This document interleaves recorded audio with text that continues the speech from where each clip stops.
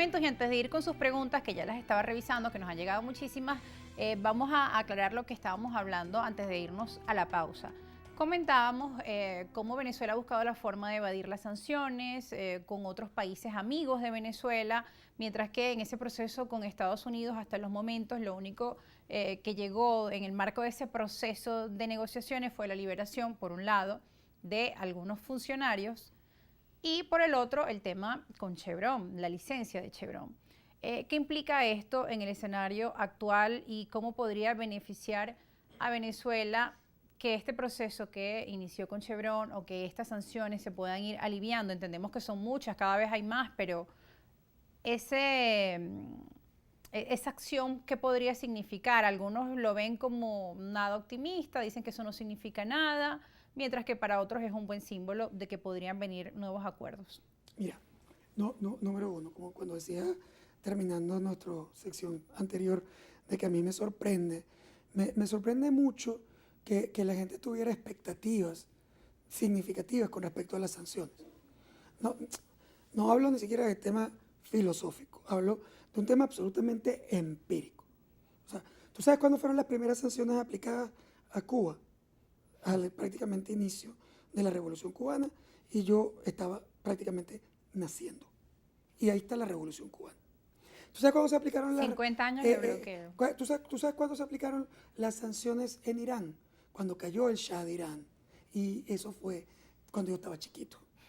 Es decir, ¿tú sabes cuándo se aplicaron básicamente las sanciones a Norcorea?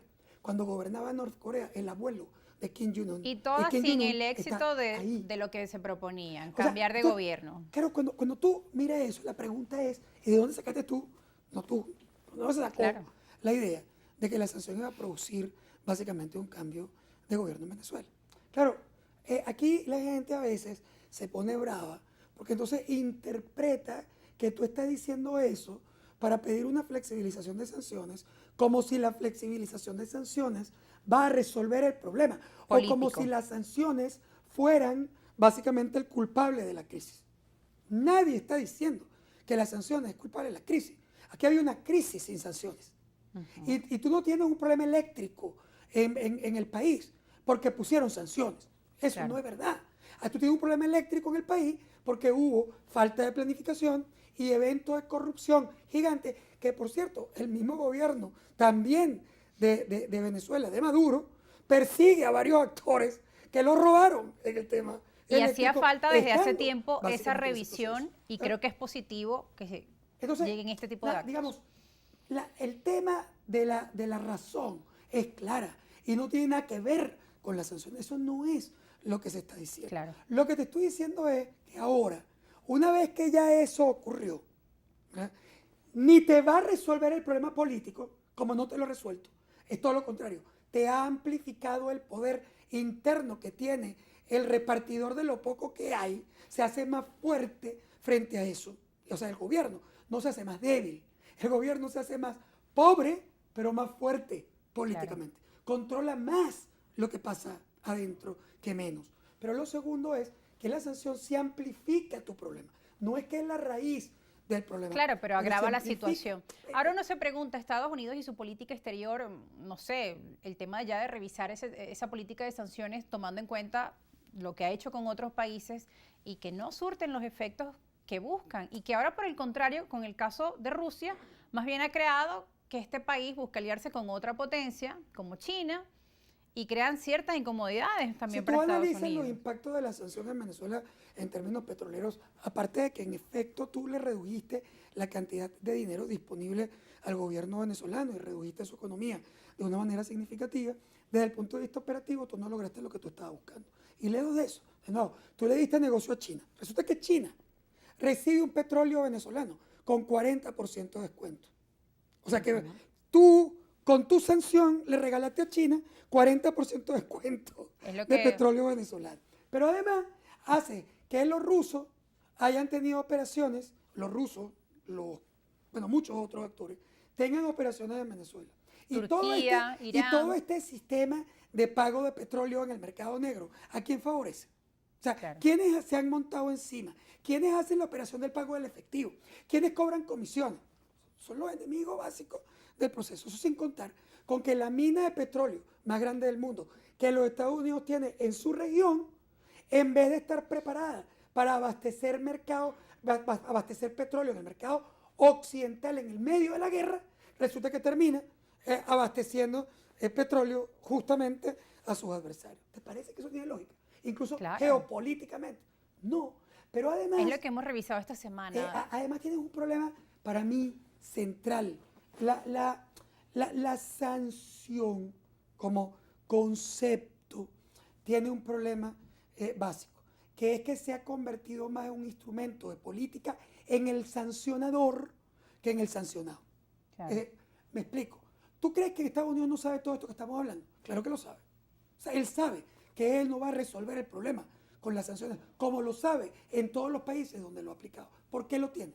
Bueno, porque termina siendo también un tema político en los Estados Unidos. Los radicales internos en Estados Unidos. Los votantes latinos que creen que la sanción es para castigar a esos bichos socialistas, malucos que destruyeron su país. Y yo entiendo la rabia y todo lo que sienten. Pero el tema es que lo que no entienden es que lejos de afectarlo, los termina ayudando. Pero como eso es un discurso político, eso afecta la recolección de recursos para las campañas internas, las elecciones primarias en los Estados Unidos, los votos latinos en Florida, y que esto en está California, nuevamente en juego para las elecciones 2024. Entonces, bueno, ahí está. Se complica porque se convierte en un tema más o menos así. Te voy a poner un ejemplo para mí muy simple. Es como el papá de un drogadicto en un edificio. El drogadicto roba a todo el mundo. El drogadicto tiene azotado el edificio. Llega tarde, hace ruido, hace de todo. Y todo el mundo está bravo. El papá ya no sabe qué hacer para controlar a su drogadicto.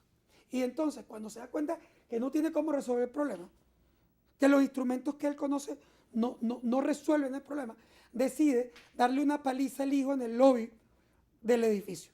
Él sabe que esa paliza no va a resolver el problema. Él sabe que pegarle al drogadicto no resuelve el problema de drogadicción.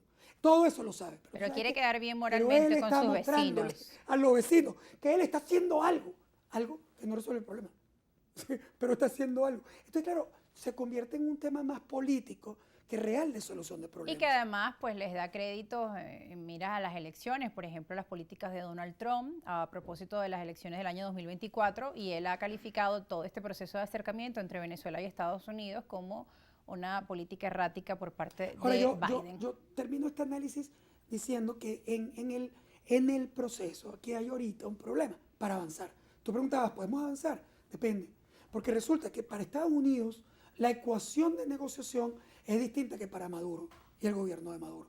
Para Estados Unidos esto es un intercambio de sanciones por avance político. Y él sintió que entregaron licencias en el mercado petrolero y no han recibido concesiones políticas suficientes del gobierno. Y por eso se tranca Estados Unidos en el tema de la negociación México. ¿Qué pasa con el gobierno venezolano? Que ellos sienten que ellos nunca han ofrecido una flexibilización política a cambio de esos procesos petroleros. Cada quien se mantiene en su visión. Claro, ¿qué es lo que sí entregó? Fíjate que lo que Maduro siente, que él entregó muchísimo. Que entregó, por ejemplo, el control completo de los campos petroleros a la industria privada. Entregó el manejo de sus proveedores. Entregó cosas que eran muy importantes para él. Y Estados Unidos no lo ve de esa manera. Entonces ahí estamos, en este momento, trancados. Nos tenemos que ir rápidamente. La pregunta de Ramón Ramos, el líder, muy breve porque nos quedan segundos. ¿Usted cree que llegará dinero en Venezuela para cumplir con la contratación colectiva y salario justo para los trabajadores? De Ramón Ramos, el líder, ¿hasta cuándo podrán seguir aguantando los trabajadores con este salario? En medio de todas sus reflexiones, querían saber sus expectativas. Que nosotros no tenemos un incremento de salario real, básicamente porque no haya plata. Creo que el gobierno tiene miedo de que cualquier incremento de dinero desequilibre la economía. Probablemente ahorita estará mucho más tranquilo con el control de los flujos de caja y será más abierto sobre el tema de salarial, que es, por cierto, para mí el primer problema del país, el problema más importante del país. Gracias por estar con nosotros, gracias por su tiempo, por su análisis y gracias a ustedes por estar en sintonía de esta edición de Argumentos. Ya estamos sobre la hora, así que nos despedimos brevemente. Nuestras cuentas en redes sociales están allí a su disposición y en la medida de nuestras posibilidades pues también les estaremos respondiendo por esa vía a sus preguntas y sus inquietudes. Gracias nuevamente por acompañarnos. Recuerde que este programa, si no lo vio completo, se repite a las 11 de la noche en la señal de Globovisión y también está a disposición de YouTube en Globovisión Videos, Argumentos.